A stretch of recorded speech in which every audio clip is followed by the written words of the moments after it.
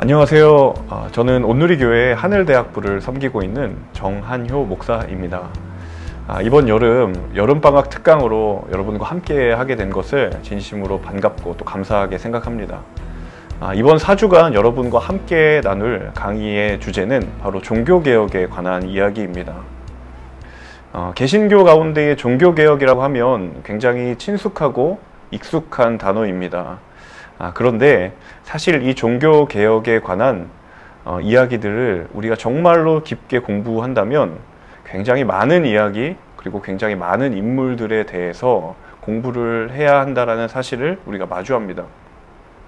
그래서 이번 4주간의 시간 동안 아주 짧게나마 우리가 알고 있는 그 종교개혁 그 이야기와 다른 그 외의 것들을 한번 조금 더 폭넓게 살펴보고 또 그들의 그 종교개혁의 정신이 오늘 우리의 삶 가운데 어떻게 적용되어야 할지 또 우리는 무엇을 도전받아야 할지 그런 것들을 함께 살펴보는 시간을 간략하게 가져보도록 하겠습니다.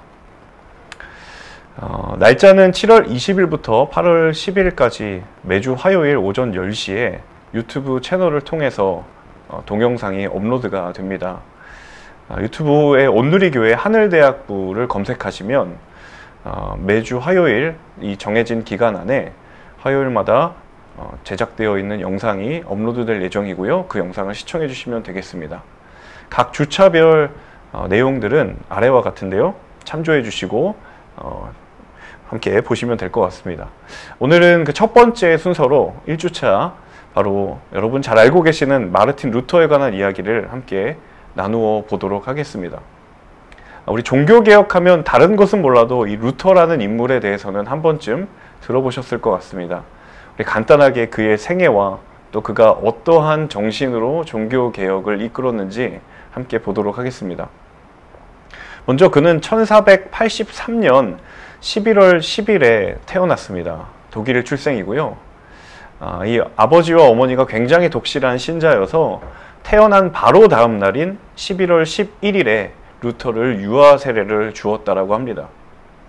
여러분 당시에 이 유아 세례라고 하는 것은 굉장히 중요한 지금도 그렇지만요 굉장히 중요한 의식이었는데 특별히 이 당시만 해도 겨울에 그것도 한겨울에 갓난 아이를 물속에 침례하는 세례 의식을 한다라는 것은 요즘에야 사실은 굉장히 자연스러울지 모르겠지만 그 당시에 위생이나 의료 시설들이 열악한 상황에서는 이 한겨울에 세례를 집례한다라는 건 굉장히 위험스러운 일 중에 하나였습니다. 그럼에도 불구하고 이 루터의 아버지와 어머니가 이 루터를 태어나자 바로 그 다음 날인 11월 11일에 유아 세례를 주었죠. 1501년에 그는 에르푸르트 대학에 입학을 합니다. 그는 평소부터 죽음 이후의 삶이란 과연 어떤 것인가에 대해서 굉장한 고민이 많았다고 합니다. 그리고 그것이 종교개혁의 정신으로도 이어지는 굉장히 중요한 고민의 출발점이 되기도 했다고 합니다. 그가 1501년에 로마에 가게 되는 경험이 있었습니다. 그 당시에 로마는 모든 교회의 그 본산이었다라고 할 수 있을 만큼 교회하면 바로 로마라는 도시가 떠올랐습니다. 그래서 루터 또한 그 교회에 대한 굉장히 기대감을 가지고 로마를 방문했는데요. 실상 그 로마에서 보았던 교회와 그리고 성직자에 대한 모습은 그가 기대했던 모습과는 전혀 달랐습니다. 교회는 많은 부를 축적해 있었고 성직자들은 그 부에 대한 혜택을 누리면서 호의호식하며 살고 있었습니다. 그 모습을 본 루터는 굉장한 충격을 받았고요. 그때로부터 그리고 교회와 성직자에 대한 근본적인 회의와 물음을 갖기 시작했습니다. 과연 교회란 무엇인가?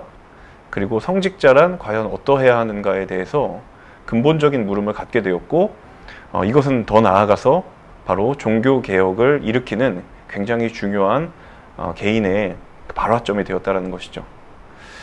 이후 1505년에 그는 수도사가 되기로 서원을 하고 아우구스티누스 수도사에서 생활을 하기 시작했습니다.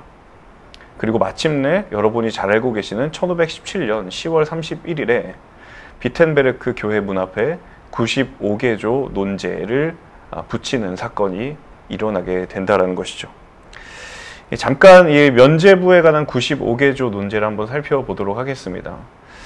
이 루터가 비텐베르크 교회에 95개조 논제를 붙인 것은 바로 무엇에 관한 것이었냐면 그 당시에 횡행했던 바로 면죄부에 관한 것이었습니다. 제가 그 첫 번째 조항을 한번 여기 실어드렸는데요. 같이 한번 읽어볼까요?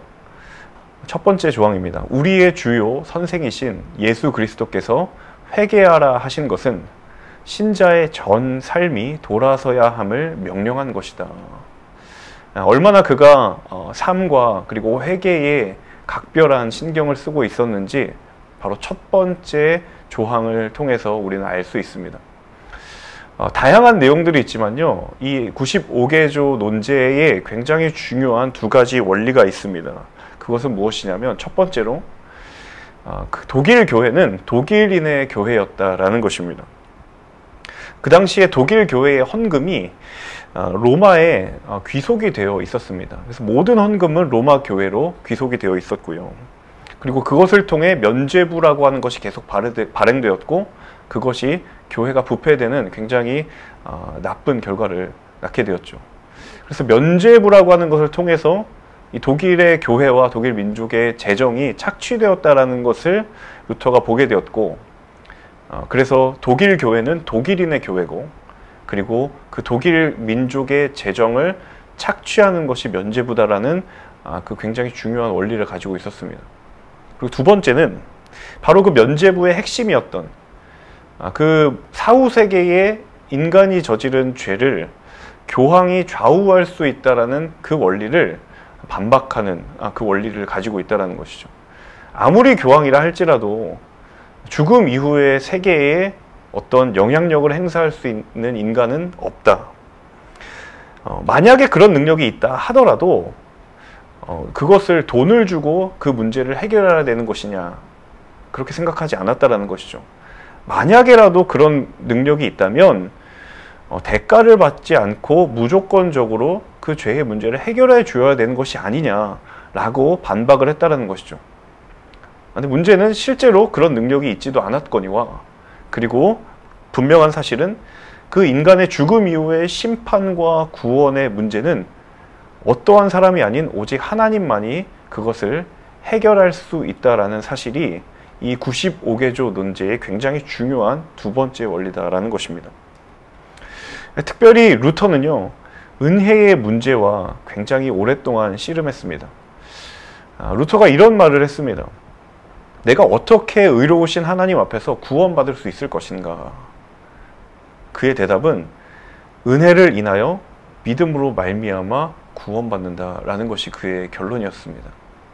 내가 구원을 받을 수 있는 것, 내가 그 모든 죄를 심판으로부터 사함받을 수 있는 것은 그 어떤 인간의 면죄부가 아니라 오직 의로우신 하나님께서 내게 주신 은혜 때문에, 그리고 그것을 믿는 믿음을 통하여서 구원을 받을 수 있게 된다. 이것이 루터가 씨름한 그 고민의 결과이자 대답이었다라는 거예요.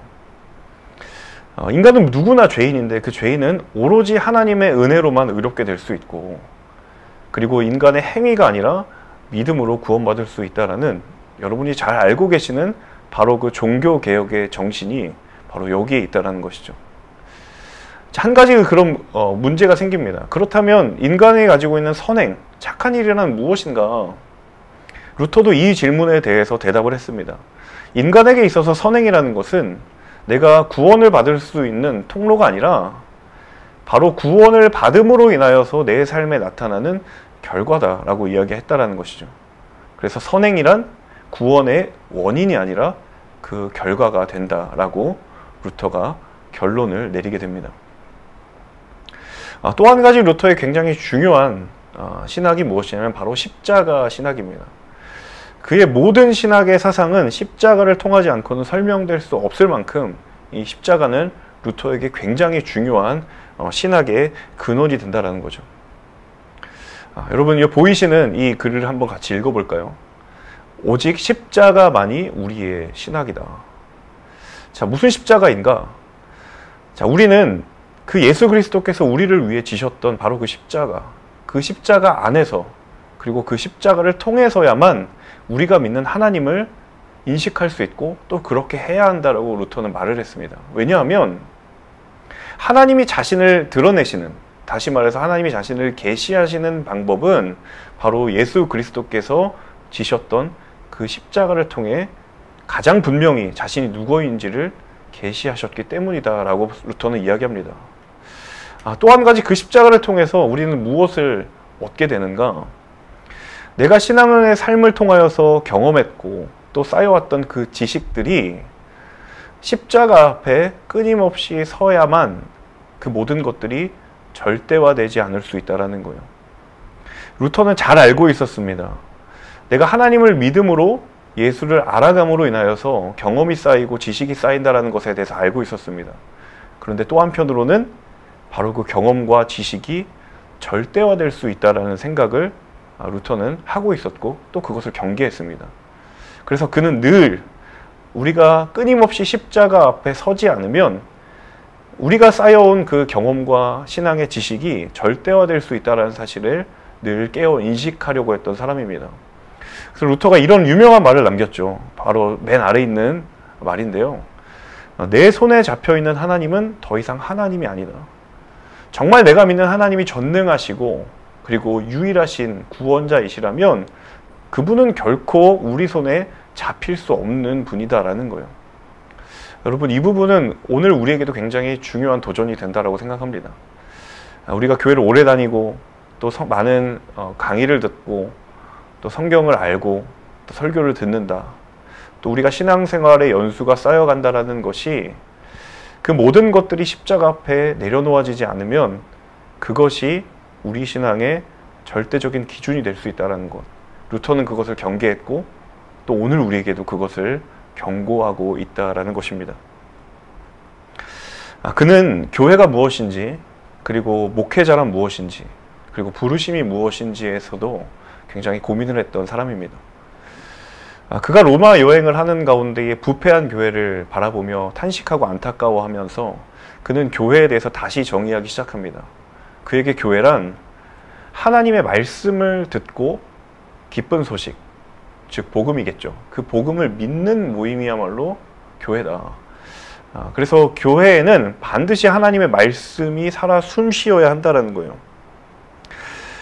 그 하나님의 말씀만이 교회를 교회되게 하고 그리고 그 말씀을 통해 선포된 기쁜 소식, 복음을 믿는 모임이 교회가 되어야 한다는 거예요. 오늘날 교회가 다양한 기능을 가지고 있고 다양한 유익을 우리에게 주고 있는데 그럼에도 불구하고 가장 근원적이고 본질적인 교회의 정체성은 이 루터의 고백, 그 시대뿐만 아니라 오늘 우리의 시대에도 동일하게 적용되어야 하는 그러한 진리라고 저는 생각이 듭니다. 그리고 그 교회를 섬기는 목회자란 누구인가? 그 목회자의 모든 직분과 권위는 바로 하나님 주인 되어 주시는 교회 공동체로부터 나온다라는 거예요. 그 어떤 것도 교황의 권위이든 그 교회의 권위가 다른 것으로부터 나오는 것이 아니라 교회로부터 나온다라는 사실입니다. 그래서 루터는 목회자라는 사람은 교회로부터 목회자에게 위임받은 권한들을 그것을 위임받아 감당하는 직분을 가진 자라고 루터는 이해했습니다. 그래서 목회자가 말씀을 전하는 것 그리고 세례와 성찬을 집례하는 그 모든 일련의 행위들은 교회가 목회자에게 준 위임한 권위다라는 거예요. 자, 그렇다면 그 교회의 구성원인 신자들은 어떠한 사람들인가? 루터에 따르면 모든 신자들은 하나님 앞에서 부름받은 존재다라고 이야기합니다. 단지 어떤 특정한 사제나 목회자에 국한된 이야기가 아니라 그 교회의 모든 구성원인 모든 성도들이 저마다 각자의 자리에서 하나님 앞에 부름받은 존재가 바로 모든 신자다라는 거예요. 여기서 바로 소명의 의미가 나왔고요. 그리고 루터는 그 소명의 의미를 확장시켜서 바로 우리가 알고 있는 직업이라는 단어를 만들게 됩니다. 우리가 알고 있는 직업이라는 단어가 바로 루터의 이 생각으로부터 도출되었다라는 거예요. 루터에 대해서 조금 더 알고 계신 분이라고 하면 바로 이 부분에 여러분 만인 제사장설이라는 이론을 여러분이 한 번쯤 떠올리실 거라고 생각합니다. 바로 여기에 루터에서 발현된 그 사상이다라는 거죠. 저와 여러분이 맡은 직분은 조금씩 다를지 모르겠지만 우리 모두는 하나님 앞에서 하나님의 부르심을 따라 부름받은 존재라는 것이 이미 이 1500년대의 루터를 통해서 우리는 발견된다라는 것입니다. 이상으로 루터에 대한 이야기들을 간단하게 좀 살펴보았는데요. 사실 이 루터에 대한 이야기들을 다루기에는 사실은 굉장히 많은 부분들이 있습니다. 루터가 쓴 저작도 있고 그리고 루터에 관한 일화들도 있고 저도 이 강의를 준비하면서 책을 몇 권 찾아보면서 몰랐던 부분들을 새롭게 알게 되었는데요. 여러분에게는 어떤 부분들이 새롭게 와닿으시나요? 루터가 가지고 있었던 그 신앙의 근본을 향한 열정, 그리고 그 신앙과 믿음의 순수함과 그리고 그 순도가 훼손되어지지 않기 위하여서 끊임없이 몸부림쳤던 그 당시에 부패한 상황들에게 대항하며 맞서 싸웠던 그 루터의 정신을 여러분의 삶 가운데서도 도전받기를 원하고 또 그것은 루터뿐만 아니라 저와 여러분도 우리 각자의 삶의 자리에서 하나님이 부르신 소명이 분명히 있음을 기억하실 수 있기를 바랍니다. 제가 이 강의를 준비하면서 참고했던 도서들을 화면에 간단하게 적어 놓았습니다. 혹시 추가적으로 더 알고 싶으신 분들은 이 도서를 참고해 주시면 대단히 감사할 것 같습니다. 이것으로 첫 번째 강의를 마치고요. 저는 다음 주 두 번째 강의로 찾아뵙도록 하겠습니다. 감사합니다.